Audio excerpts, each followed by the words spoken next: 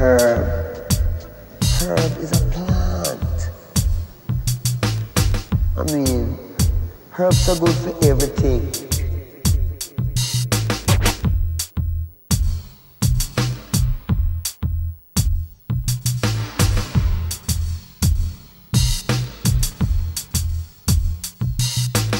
Herb.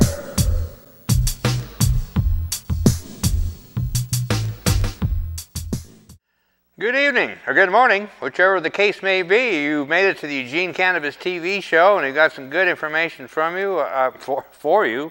I haven't got much from you. Would like to hear from you, but I got plenty of information for you.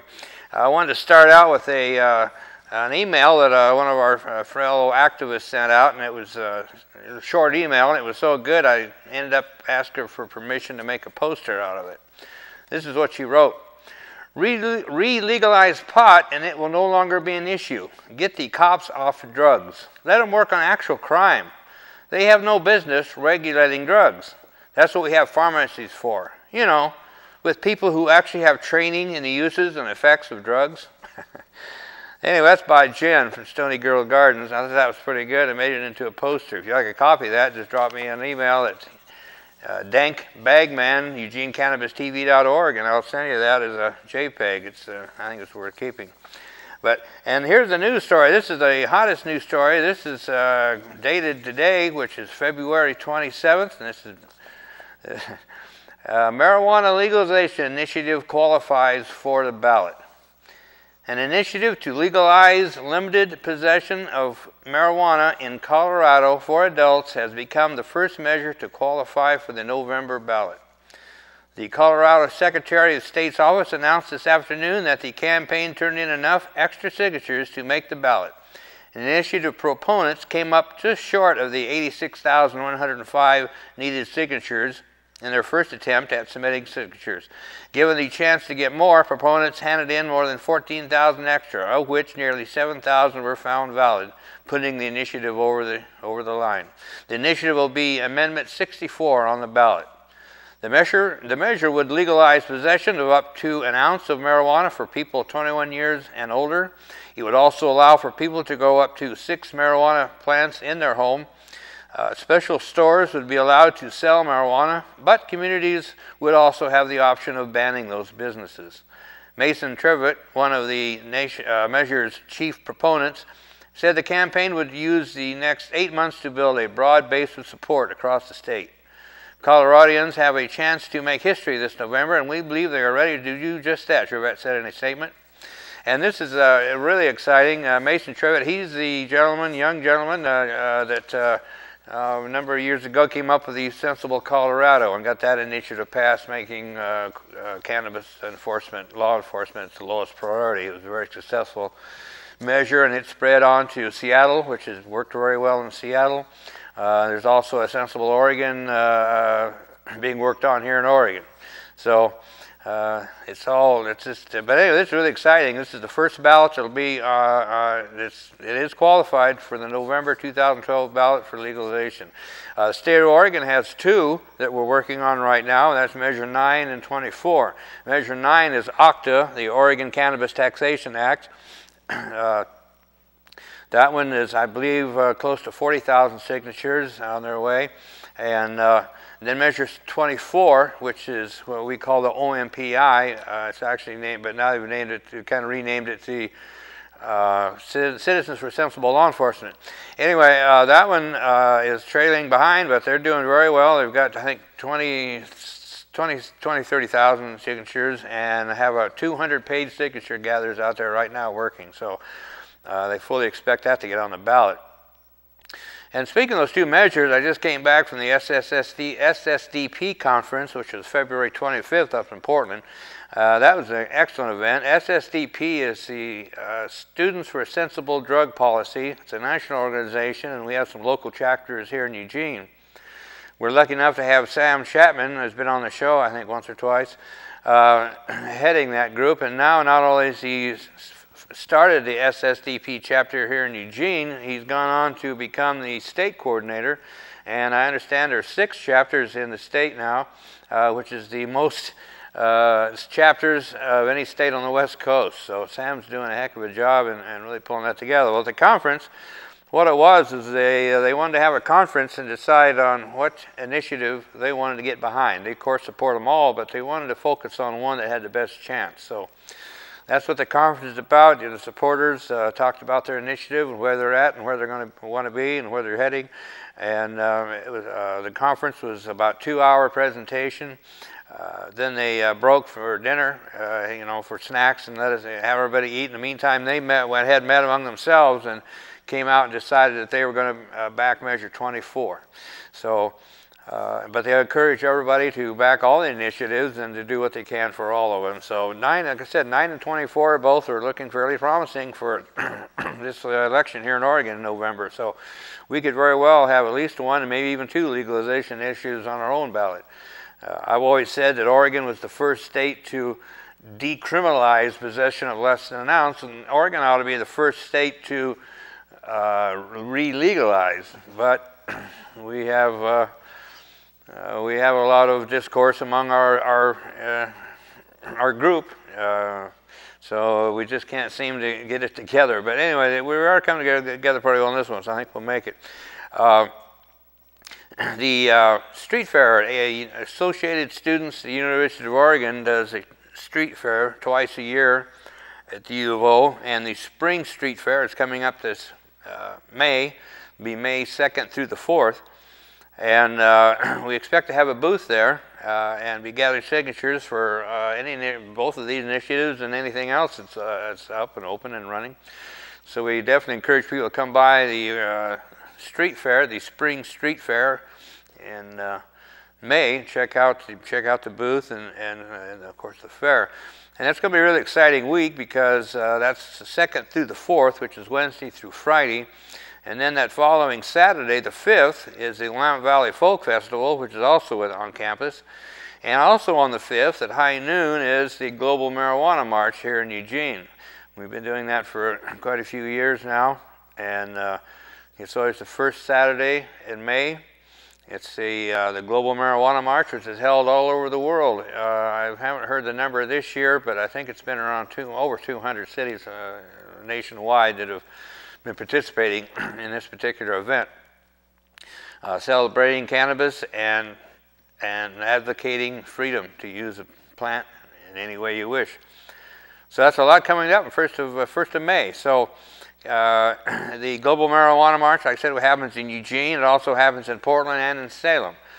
I believe they had one in Medford last year. I'm not sure of the plan this year, but I do know for a fact it'll be at least those 3 cities in Oregon. So it's something we're really proud of and really enjoy doing. Also, I just picked up a notice off of Facebook from our friend Alvi Musica. Alvi Musica is one of 4 patients in the United States that has federal medical marijuana prescriptions. It's not just a recommendation. I mean, she actually has the prescription from the feds. She was in a program that was started in the 70s, and she's one of only 4 left. And she still receives her medicine. But anyway, what she's calling for, she's a big advocate of cannabis, and this is what she's coming out for. She's saying that we need to have a first annual 420 strike on April 20th, 2012. This is, like I said, not only Alvi Musica, but also Melanie Was Here and Starlene Brighter. Melanie Was Here. That's an interesting last name. Anyway, so in an effort to stop the inanity that has criminalized 25 million of us in this country alone, which means we are arresting over 800,000 people yearly and wrecking 200,000 lives on a daily basis, we are proposing this first annual 420 strike on April 20th, 2012. On April 20th, 2012, let your lack of money speak for you loudly and clearly. We will all join together and refuse to spend our money on any items or wares except those items that are directly connected to cannabis, made out of cannabis, hemp, marijuana, or connect to an event that supports the marijuana movement. It is only through our withholding our hard-earned money for what we are doing to be able to show the government we mean business. She's proposing an event to raise awareness on how medical marijuana can help patients throughout the country. Join her in this cause of working with the government on changing the prohibition of medical marijuana.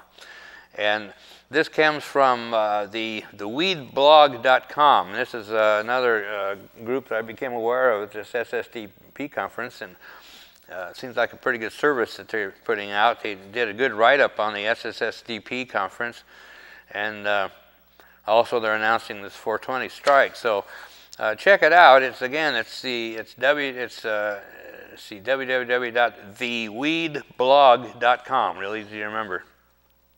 So check that out and see what they've got to say, and we get caught up on things. And then we had another exciting thing happen. Our friend Todd De La Torre. Todd De La Torre is an activist that I've known for as many years as I've been an activist. Very dedicated. He used to own, he used to make the, what was it, Seedy Sweeties, I think it was called, the cookies out of hemp seeds, and he wrote a book on how to cook, cooking with cannabis, I think it's called. Anyway, so Todd has now started a business up in Corvallis, and this is the article wrote was written up in the Democrat Herald. So although he understands that not everyone agrees, Todd De La Torre thinks cannabis is the most interesting of all plants. So much that the Oregon State University graduate has devoted about 14 years of his career as a horticultural researcher to study the plant's medicinal properties. No matter how seriously you study cannabis, it's hard to get out of the pot jokes, De La Torre said. De La Torre, 41, of Philomath, opened his new business in downtown Corvallis, Can Research, Education, and Consulting, last week. The business serves as a resource for patients, growers, businesses, and government for all issues relating to cannabis. There's a lot of excitement with cannabis research. It could very well be a cure for cancer, De La Torre said. For example, some recent medical studies are finding that a certain strain of cannabis reduces the number of breast cancer cells. He said that Benton County has a lower than average amount of medical marijuana patients than other counties, and he said that it is largely due to a lack of resources. But the market for the medicine, he said, is growing.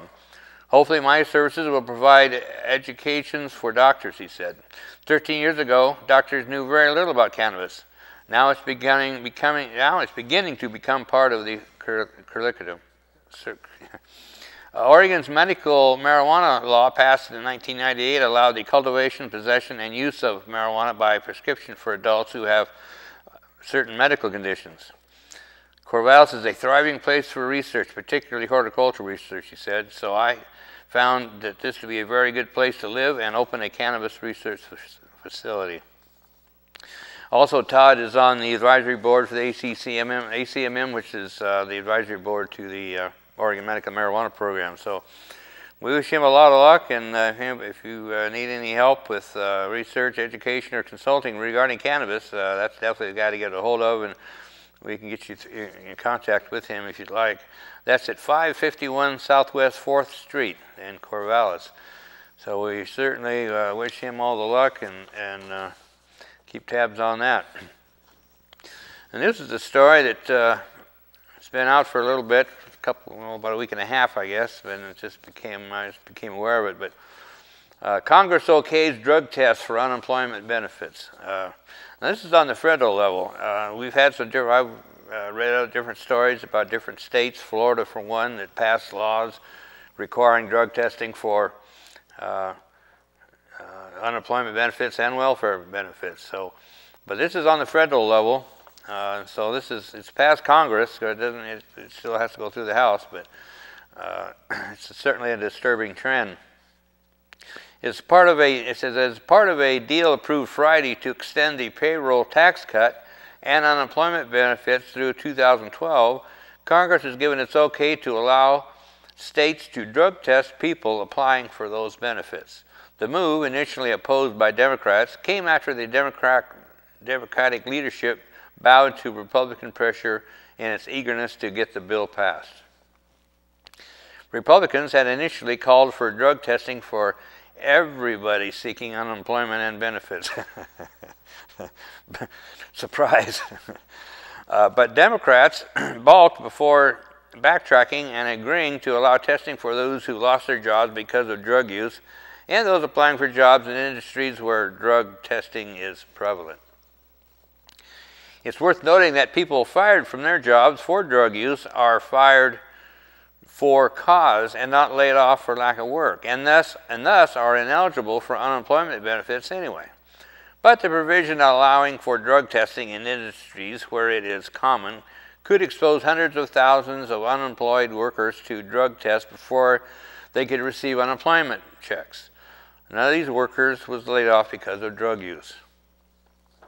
The deal effectively moves the burden of drug testing from employers, who freely decide whether they think testing has more benefits than costs, to state governments and their taxpayers, at least in those states that decide to use the new tool.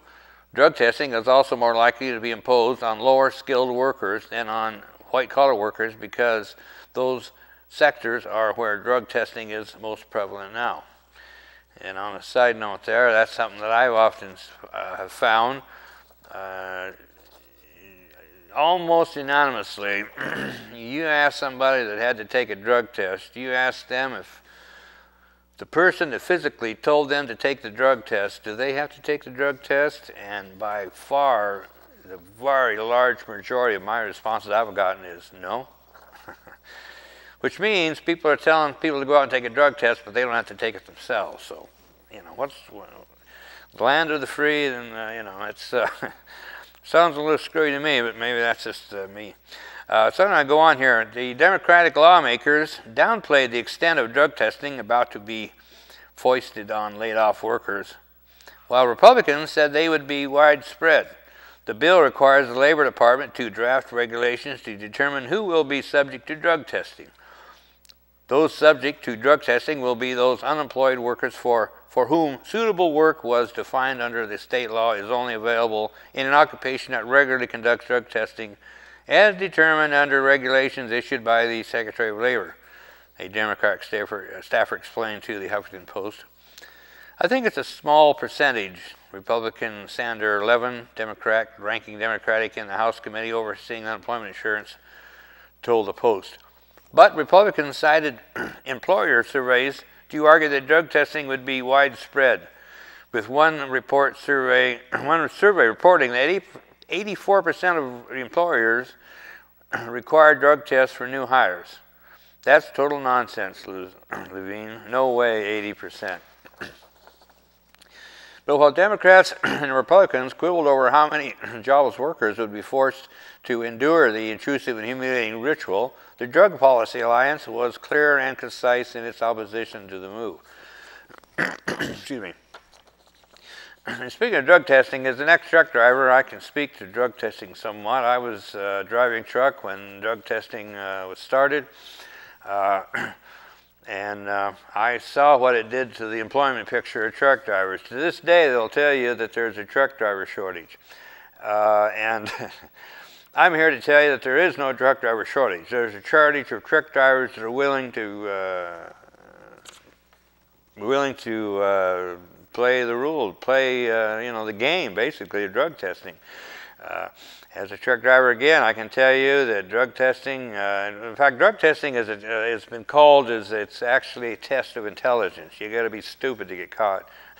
But frankly, I just got tired of playing the game. I was out hired to drive a truck to get load from point A to point B safely and efficiently, and that was always my number one job, in spite of the government and the harassment from that whole bunch.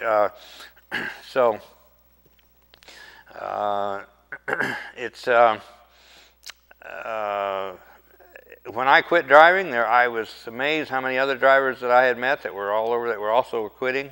A lot of them were still going to be driving, but they were going to stay locally. But a lot of them are getting out of driving because they're just tired of government interference, and that was probably the main reason I got out. Was I just got sick and tired of government interference. Keep changing the laws, keep changing the rules, And in my case, I was accident-free, excellent record. and yet they tell me I got to pee in a bottle to prove that I'm clean, so that I'm not using drugs, you know. So drug testing is actually guilty till proven innocent. So, and I don't understand why people have a trouble trying to figure out what's wrong with that picture. It seems pretty clear to me, but as I mentioned, the Drug Policy Alliance was clear and concise in their opposition to this move, and this is what they said. This policy is a terrible one-two punch to the gut of thousands of struggling Americans, said Bill Piper, the group's National Affairs Director. Congress has paired a generous taxpayer subsidy for corporations that drug test with a slap in the face for those struggling to find work, feed their families, and keep their homes. The American people have a right to be upset over being forced to subsidize the violation of their civil rights. Then, when they try to access a program that they pay for with their paycheck. Drug testing is expensive and ineffective and distracts from evidence-based policies that actually reduce the problems associated with drug use and misuse. So I like to say the only group of people that benefit from drug testing are the people that own the drug testing companies. They're doing very well and profiting quite well. In the meantime, our rights are being flushed down the toilet. So that's just the way it is. That's the American way. So if you believe in freedom, if you believe in cannabis, please keep watching. Support all cannabis measures, support all cannabis activists, and you definitely could support Eugene Cannabis TV. Come on down, Sheldon High School, Monday nights, 6:30. Come on by, and you can sit down and just watch. You can join in. We've got a great crew here, and again, thanks for the crew. This wouldn't be possible without the crew, which you never see. They're out there in the back, but they're out there, believe me, or I wouldn't be here. So we definitely appreciate it. And again, the Global Marijuana March is coming up May 5th, and keep your ears open on that. We'll be announcing plans for that, and we need some help. We need speakers, and you're certainly welcome to join in on that. And we've got another segment here with the M Research, our friend Troy, and we're going to talk about repeal. Repeal. So M Research, the group, is a scientific policy institute. It's the definition of what a think tank is.